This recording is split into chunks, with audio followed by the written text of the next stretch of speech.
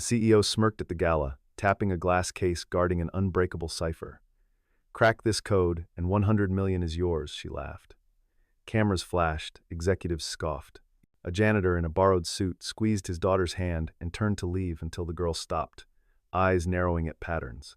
To her, numbers had colors, rhythms, mistakes, humming like off-key notes. She traced an error with a fingertip, whispered, "It's not random," and began typing. Each keystroke hushed the room. When the vault chimed open, alarms and secrets spilled, and the prize that could save them might also expose something deadly. Carter Hayes finished his shift at 5 in the morning, hanging his mop in the supply closet of Sterling Tower with quiet precision. The Manhattan skyline glowed pink through the windows, and he allowed himself 30 seconds to watch the city wake before heading home. His daughter Adelaide would be asleep for another hour, curled around her homework notebook the way other kids hugged stuffed animals. At 11 years old, she dreamed in equations and carried graph paper everywhere, sketching patterns she saw in clouds, in traffic lights, in the rhythm of their lives. This morning, he'd promised to show her something special before school. In their small apartment 6 blocks from the tower, Carter filled a glass under the kitchen faucet, letting water fall in steady drops. Adelaide appeared in the doorway, hair tangled from sleep, eyes already sharp. "Count the beats," he said. She closed her eyes, fingers tapping against her pajama pants.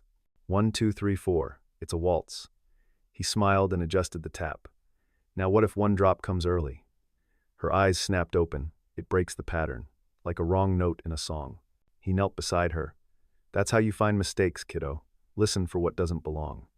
She nodded with the seriousness she brought to everything. Carter had taught her this way for years, finding mathematics in mop strokes, patterns in the city's heartbeat. It was how he kept his mind sharp after dropping out of mechanical engineering when his mother got sick. 10 years of hospital bills and a younger sister to support had closed doors he'd never reopened. He'd become invisible in the hallways of wealth, but he refused to let that invisibility swallow Adelaide. "Dad, why do you know so much about patterns?" she asked quietly. He ruffled her hair. "Because I pay attention, Addie, and so do you. Don't let anyone tell you that doesn't matter. Don't let anyone make you small." That evening, Carter returned to Sterling Tower for the gala shift. Adelaide came with him, settled in a quiet corner with homework while he worked. The building hummed with preparations, caterers rushing through corridors, technicians testing sound systems, security checking credentials with heightened vigilance. Carter pushed his cleaning cart past the grand hall, where transformation was underway. Crystal chandeliers cast prismatic light across marble floors. At the center, technicians installed a glass case containing a sleek black box, the cipher vault that would be tonight's centerpiece. Serafina Vale stood nearby in a red V-neck dress, projecting confidence. She was 34, brilliant by all accounts, and carried herself with the certainty of someone who'd never doubted her place in the world. Finn Archer, the chief operating officer, leaned close with suggestions. He was tall and thin, with slicked blonde hair, gray eyes, and a diamond watch that caught every light. "The challenge will go viral," Finn said enthusiastically. $100 million to crack our demo vault. When no one succeeds, we prove Aurora Key is unbreakable. Astrid Monroe, the 32-year-old head of data security, frowned behind her tablet. "The sandbox is isolated, demo only, no bridge to test vaults. As long as that holds, we're safe." Henry Cole, the legal advisor, nodded cautiously. "If anything goes wrong, transparency is our only path forward." Serafina's smile was sharp. "Nothing will go wrong. Our encryption is mathematically unbreakable. This challenge is theater." Carter moved past them like furniture, emptying bins, wiping surfaces. He'd learned to disappear in plain sight, to make himself so unremarkable that conversations continued as if he weren't there. He'd seen this before leaders so certain of their systems they forgot to question their assumptions. The gala began at 8, and the hall transformed into something from a magazine spread. Investors arrived in clusters of wealth, their jewelry catching light, their laughter practiced. Servers glided through crowds with trays of caviar and champagne. The air smelled of expensive perfume and ambition. At the center, the cipher vault sat in its glass booth, its digital display cycling through encrypted sequences. Serafina took the stage precisely on schedule. "Ladies and gentlemen, welcome to the future of security. Tonight we launch Aurora Key, a quantum encryption solution representing 5 years of development and 300 researchers. Our encryption is so sophisticated that even our own engineers can't bypass it without authorization." She gestured toward the vault. "To demonstrate our confidence, we offer a challenge. Crack this code and $100 million is yours. We're certain it can't be done." The room erupted in appreciative laughter, polite, skeptical, amused by impossible tasks. Cameras flashed as Vanessa Moore, a tech journalist, circled for angles. Some guests approached the terminal out of curiosity, typing random commands, shrugging when nothing happened. The challenge was entertainment, and no one took it seriously. Carter guided Adelaide past the booth, hoping to remain unnoticed. But she stopped, her attention caught by the display. "Dad, the numbers aren't random." He felt worry tighten his stomach. "Addie, we should go." But a woman in pearls noticed them. "Oh, how adorable. Are you here to try? How precious." Others turned, their expressions shifting to condescension dressed as encouragement. "Go ahead, give it a shot," someone called. The words friendly on the surface, but carrying the clear message that this would be amusing because it was futile. Serafina followed the commotion and made a split-second decision. "Let the young lady try. It's completely harmless." The word landed like a stone. Harmless. As if a child from their world couldn't possibly matter except as momentary curiosity. Adelaide felt the weight of their attention, felt her father's protective hand, felt the familiar itch of being underestimated. She'd learned to make herself small, to hide what she could do. But something in this moment felt different. Maybe it was the certainty in their mockery. Maybe it was remembering her father's words, "Don't let anyone make you small." Or maybe she'd simply seen something true, and turning away felt like betrayal. She approached the terminal while Carter hovered close. The crowd pressed in, phones recording, waiting for inevitable failure. Adelaide didn't look at them. Her focus narrowed to the screen, where numbers scrolled in sequences that should have been pure entropy. To most people, they were meaningless blur. But Adelaide saw something else. She saw colors bleeding where they shouldn't, rhythms stuttering like a drummer losing the beat. To her, numbers had always been more than symbols. She experienced them synesthetically. Each carried color, texture, a sense of rightness or wrongness she felt in her bones. Most of the cipher sang cleanly, like white noise, like perfect disorder. But there, buried in the entropy seed, something repeated, subtle, almost invisible, like hearing the same four notes echo faintly through a symphony. A cycle that shouldn't exist, a pattern where there should be none. "It's not random," she said louder, her voice carrying conviction.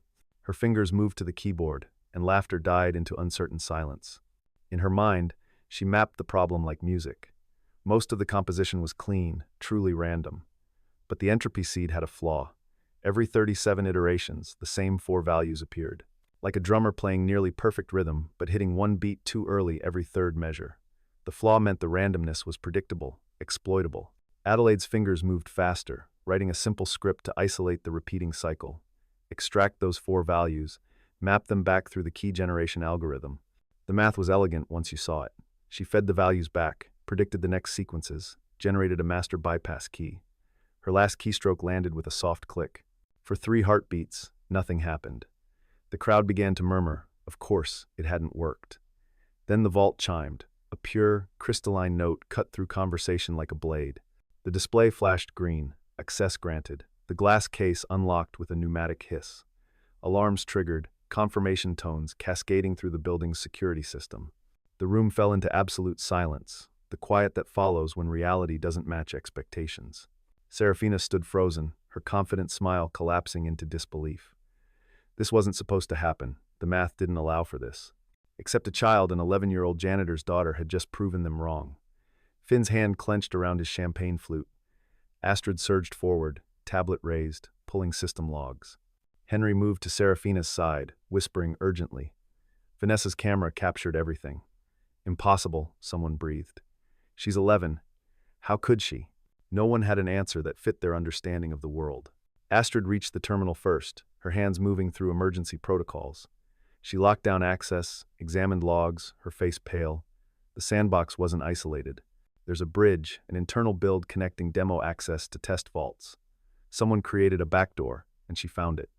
The words dropped like stones. This wasn't just an embarrassing publicity failure. This was security breach, fundamental flaw, evidence their system had been compromised. Finn stepped forward, shifting into outrage. A backdoor? That's sabotage. Someone fed her the solution. How convenient that a janitor's daughter, someone whose father has unrestricted building access, just happens to crack our system. His gaze cut to Carter. "I think we need to ask serious questions about who helped her." Carter felt rage and fear war in his chest, but kept his voice steady. "My daughter solved your puzzle because she's brilliant and you underestimated her. Finn's smile was thin, or you coached her. We'll see what investigation reveals." Henry raised both hands. "No accusations without evidence. We need full forensic audit system logs, access records, everything. He looked at Carter and Adelaide. We need you both to remain available. If there's a bad actor inside this company, they might try to discredit witnesses. You'll be safer under our protection. Serafina descended from the stage, her composure cracking. She looked at Adelaide, really looked at her. Bring them to the VIP lounge, and lock down all access until we understand what happened. Security ushered Carter and Adelaide through a side door while the gala dissolved into chaos. Carter's mind raced. They'd done nothing wrong, but he'd learned that innocence wasn't always enough. They'd stepped into visibility, and visibility for people like them was dangerous. The VIP lounge was glass-walled sanctuary high above the city, but tonight it felt like interrogation room. Serafina paced while Astrid pulled up logs on wall-mounted screens. Henry stood by the door. Finn lingered near the bar, radiating suspicion. Adelaide sat very still, homework notebook clutched like a shield. Carter wanted to leave, to walk away from the money and danger, but walking away would look like guilt. Serafina stopped pacing and looked directly at Adelaide. How did you do it? Explain it to me. Adelaide swallowed hard. The numbers weren't random. They should have been perfect entropy, no patterns. But I saw something repeating. I don't see numbers the way most people do. They have colors and rhythms for me. Most of your cipher felt like white noise, clean and chaotic. But in the entropy seed, there was a pattern. Like hearing one drum beat come too early every few measures. The pattern repeated every 37 cycles, same 4 values. Once I isolated them, I could map them back through your algorithm and predict sequences. Then I generated a bypass key. Astrid leaned forward. You have synesthesia? Adelaide nodded. Numbers and patterns are more like sensations than concepts. I felt the wrongness before I understood it logically. Astrid's fingers flew over her keyboard, cross-referencing Adelaide's description with actual code. Her expression shifted from skepticism to horror. She's right. There's an unapproved build in our repository that uses a flawed random number generator. Someone swapped our standard algorithm, and it ended up in production. This isn't her exploiting sophistication. This is us deploying broken code. Serafina's face went pale. How did unapproved code get into production? Astrid shook her head. The build was introduced through staging, marked low priority, then manually pulled into production using executive override. Whoever did this knew how to bypass our safeguards. Finn cleared his throat. That's the question: who had access and knowledge, and who stood to benefit? He turned toward Carter with calculated sympathy. Janitors have access everywhere. You could have overheard something, passed information without realizing you were being used. Carter stood slowly. My daughter isn't a pawn. She saw something your experts missed because she pays attention in ways you don't understand. That's intelligence you're uncomfortable acknowledging because it doesn't come from the right address. Finn's smile was patronizing. Surely you understand we can't just take your word. The timing is too convenient. Henry stepped between them. Enough speculation. We need complete forensic investigation before assigning blame. He looked at Serafina, and we need to decide about the prize. Legally, she met the challenge terms. Serafina's jaw tightened. We'll honor terms if investigation clears them. But until then, the prize is frozen, and they remain under protection. If there's sabotage, the saboteur might eliminate witnesses. She looked at Carter and Adelaide, her expression softening slightly. Please understand, if someone inside is responsible, they're dangerous. You'll be safer here until we know what we're dealing with. Carter saw the fear and trust in Adelaide's eyes. We'll stay. But we're not guilty of anything except being good at things you didn't expect. Over the next 48 hours, Sterling Tower transformed into fortress of paranoia. Astrid led forensic audit of every build, every commit, every line touching Aurora Key. She worked 18-hour shifts, certain this wasn't accident but deliberate sabotage from someone who understood their systems intimately. The flawed entropy seed had been introduced 43 days earlier in a commit that looked routine minor optimization flagged for review but marked low priority. It sat in review queue for 3 weeks, fell through cracks during reassignment. Then 9 days before the gala, someone with executive access manually pulled it into production, bypassing approval workflow. The override was logged but attributed to routine launch preparation. No one questioned it because executive overrides were common. Astrid presented findings to Serafina and Henry in a windowless conference room. The vulnerability wasn't accident. Someone created flawed code, let it sit long enough to seem legitimate, then pulled it into production when oversight would be minimal. This was planned. Serafina leaned forward. Who has access to do this? Astrid pulled up an access list. 12 people have executive override privileges. 5 were actively working on Aurora Key. The commit came from generic service account, but production deployment required real credentials. She highlighted 3 names, including Finn Archer.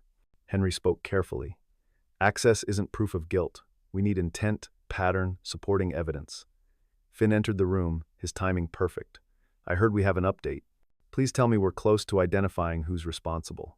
Astrid met his gaze. We're working on it. He settled into a chair. The board is asking hard questions about our security protocols, our leadership's judgment. They're wondering how the CEO of a security company failed to secure her own product. The criticism was pointed at Serafina. She didn't take the bait. We'll have answers soon. Everyone responsible will face consequences. Everyone. That evening, Carter was finishing light cleaning duties when someone knocked. He opened the door to find a man in an expensive suit holding a manila envelope. The man's smile was professionally neutral. Mr. Hayes. I represent parties interested in resolving this situation quietly. Inside this envelope is $50,000 untraceable, yours to keep. All we need is a brief statement saying someone at Sterling provided assistance to your daughter. You don't name names, just acknowledge she received help. Sign the document, take the money, and this goes away. You keep your job, your daughter stays safe. Carter stared at the envelope. $50,000. Adelaide's tuition through high school. Better apartment, breathing room. It would be easy. But lies had a way of growing until you couldn't remember truth. He'd taught Adelaide to trust what she saw, to not let anyone make her small. How could he tell her she mattered and then agree she didn't, that someone like her needed help to achieve anything real? No, he said quietly. The man blinked.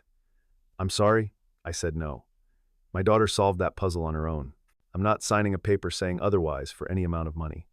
The man's expression hardened. You're making a mistake. Evidence can be interpreted many ways. Better to control your narrative while you can. Carter felt a chill. Are you threatening us? The man smiled without warmth. I'm offering options. Choices have consequences. Think about what's best for your daughter's future. He set the envelope on the floor and walked away. Carter left it in the hall. Within an hour, security collected it as evidence of attempted bribery. The next morning, Astrid noticed something in security logs. Carter's badge had been used to access a restricted server room at 2 a.m, except Carter had been in his apartment, confirmed by building security showing no exit from his floor. She pulled camera footage. The angle was poor, but she could see a figure in janitorial uniform using a cloned badge. The height and build didn't match. Carter, this person was taller, thinner, moved with different confidence. Someone had cloned his credentials and was framing him. She took findings to Henry immediately. They're setting him up. Someone cloned his badge to access the server room last night. The timing doesn't match. He physically couldn't have been in both places. Henry nodded grimly. Which means whoever's doing this has resources to clone badges and knowledge to do it without obvious traces. Keep digging for any other anomalies. Adelaide sat in the temporary apartment watching rain, her homework forgotten. She'd spent 2 days wondering if she'd made a mistake speaking up. Her notebook lay open, filled with sketches of the cipher structure. The vulnerability was elegant, small enough to be invisible, positioned to seem like honest mistake rather than deliberate sabotage. She wondered if whoever planted it expected anyone to find it, or if the point was having it discovered later in controlled ways. The thought led her to review video Vanessa had sent raw footage from the gala. She'd watched it dozens of times studying her own face, but this time she paid attention to background sound. There, right before Serafina announced the challenge, when the demo booth was being finalized. A change in ambient sound. Not much, just a shift in pitch. The white noise of HVAC systems, server hum, all creating constant background wash. But for a few seconds, one layer changed, the pitch went higher, rhythm altered, like a fan spinning faster. She isolated the audio, looped it. It reminded her of server rooms her father had shown her, how cooling fans ramped up when someone accessed systems. This pitch change meant something was activating. She checked the timestamp, 8:42. She pulled up building schematics from her father's work files. Sterling Tower had multiple server rooms. The 31st floor handled staging builds. If someone accessed that node right before the gala, it would explain the audio change. Her pulse quickened. She called Astrid. I found something. In the video, there's fan frequency change suggesting someone accessed the 31st floor server at 8:42. Can you cross-reference with badge logs? Astrid pulled data immediately. Results came back in seconds. Finn Archer. Badge scan floor 31 at 8:41. Server access at 8:42. 14 minutes before the challenge announcement. She looked shocked. How did you catch this? The audio change is so subtle. Adelaide shrugged. I hear patterns. The fan frequency didn't match the ambient noise, so it stuck out.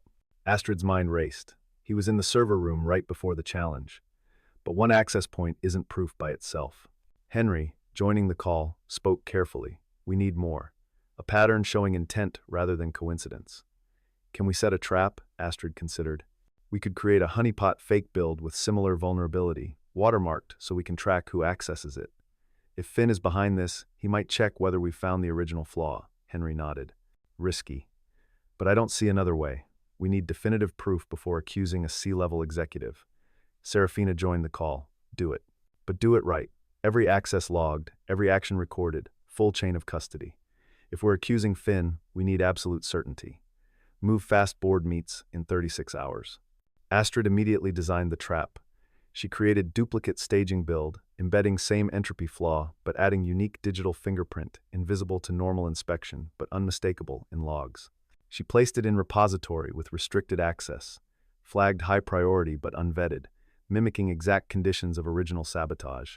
Then she set comprehensive monitoring, system logs, security cameras, audio recording, network traffic, 3 layers of observation.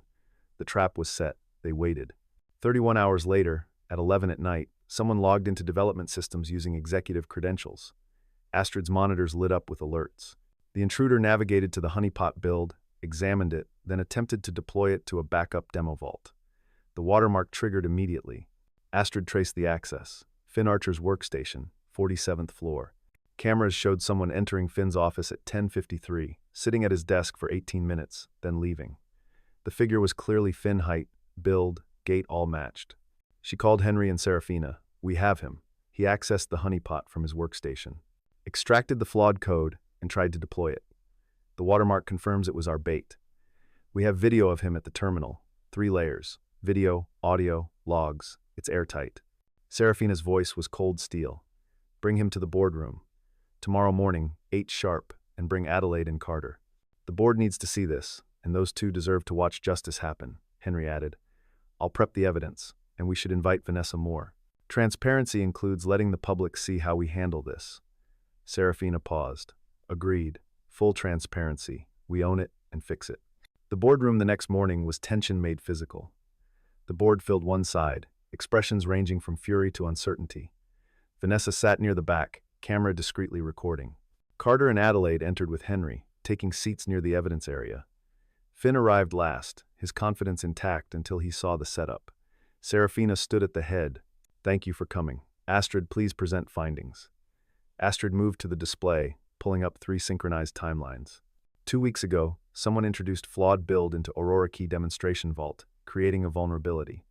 When Adelaide Hayes exploited this flaw, she didn't hack our security. She exposed deliberate sabotage. She showed code commits and access logs. The vulnerability was engineered by someone with deep system knowledge, someone who knew how to bypass review protocols. 43 days ago, a commit introduced flawed random number generator. 3 weeks later, it was manually pulled into production using executive override. Finn leaned back, carefully neutral. This is concerning, but it's circumstantial. Access logs show what happened, not why. Astrid didn't rise to the bait. On the gala night, at 8:42, your badge accessed the 31st floor server room where staging builds are managed. Audio analysis confirms unusual server activity at that exact timestamp. You were there, Finn, minutes before the challenge was announced. His jaw tightened. I'm Chief Operating Officer. Checking systems before major launch is literally my job. Henry stepped forward, then explained the honeypot. 4 nights ago, we deployed a trap watermarked build mirroring original vulnerability conditions. Someone accessed it from your workstation, extracted the flawed code, attempted deployment. Why would you access restricted staging build in the middle of the night? Finn stood abruptly. This is absurd. You're fabricating evidence because you need a scapegoat. The real story is a janitor and his daughter exploited our systems with coaching, and now you're desperate to shift blame. Adelaide's voice cut through his bluster, clear and steady. You built the flaw on purpose so you could blame it on the demo, make the launch look like failure, make Serafina look incompetent. Then you could step in, take over, be the hero. But you didn't expect me to explain exactly how I found it. You didn't expect me to have proof it was deliberate. And you definitely didn't expect a janitor's daughter to be smart enough to ruin your plan. She walked to the display. The repeating entropy seed isn't a common mistake. Random number generators are basic computer science. The flaw was specific and subtle. Someone deliberately weakened the algorithm and hid it in production. She pulled up a comparison. The build logs show flawed code committed with message, streamline for efficiency. You use that exact phrase in 3 emails about Aurora key development, always pushing for faster deployment, always suggesting we cut review corners. The language matches. The access patterns match. The motivation matches. You wanted Serafina to fail so you could take her position. Astrid added, and we have video from 2 nights ago. You didn't know we'd installed new cameras in the server room after the badge cloning incident. We have footage of you at your workstation, extracting files, attempting deployment. 3 layers, Fin video, audio, digital logs. You're caught. The boardroom erupted, directors demanding explanations. Fin's lawyer trying to intervene. Fin looked around, seeing no allies, no escape. His facade cracked. I built this company as much as anyone. I worked 80-hour weeks, sacrificed everything. I deserve to lead Sterling Technologies. This demo, the publicity stunt it was, reckless showmanship. I was trying to expose that before it destroyed everything. I was protecting the company from incompetent leadership. Serafina's voice cut like a blade. You sabotaged our flagship product, endangered investors, framed innocent people because you thought you deserved my job. That's not protection, that's betrayal driven by ego. And it ends now. She looked at the board. I recommend immediate termination and referral to law enforcement. All in favor? Every hand went up. Security took Fin by the arms. As he passed Adelaide, he stopped. You shouldn't have been there. None of this would have happened if you'd just stayed invisible. Adelaide met his gaze without flinching. Maybe that's the problem. Maybe you've spent so long not seeing people like us that you forgot we could see you. They took him away, and heavy silence settled over the boardroom. Serafina remained standing, letting the weight settle. Then she turned to Carter and Adelaide. I owe you more than an apology. I owe honesty about how badly I failed. When your daughter solved our puzzle, my first instinct wasn't to celebrate her brilliance. It was to doubt her, to assume someone like her couldn't have done it without help. I let assumptions about class and education cloud my judgment completely. That was the kind of thinking that lets contempt grow into culture. She addressed the board. Adelaide Hayes cracked our cipher fairly because she has abilities we didn't value enough to recognize. She earned the $100 million we promised, and we're paying it in full. The terms were clear. Solve the puzzle, get the prize. She solved it. We pay. Henry slid a document across the table. The funds will be transferred to a trust account in Adelaide's name, managed by an independent fiduciary until she turns 18. Carter will have oversight. Additionally, we're establishing the Adelaide Fund, a scholarship program for children from working-class families pursuing STEM. Sterling Technologies will provide $10 million initial funding and match outside contributions up to $10 million more. Serafina continued, but money doesn't fix systemic problems. We're creating the Roundtable Initiative weekly meetings, including voices from every company level. Security guards, maintenance staff, drivers, junior engineers, senior leadership, everyone gets heard.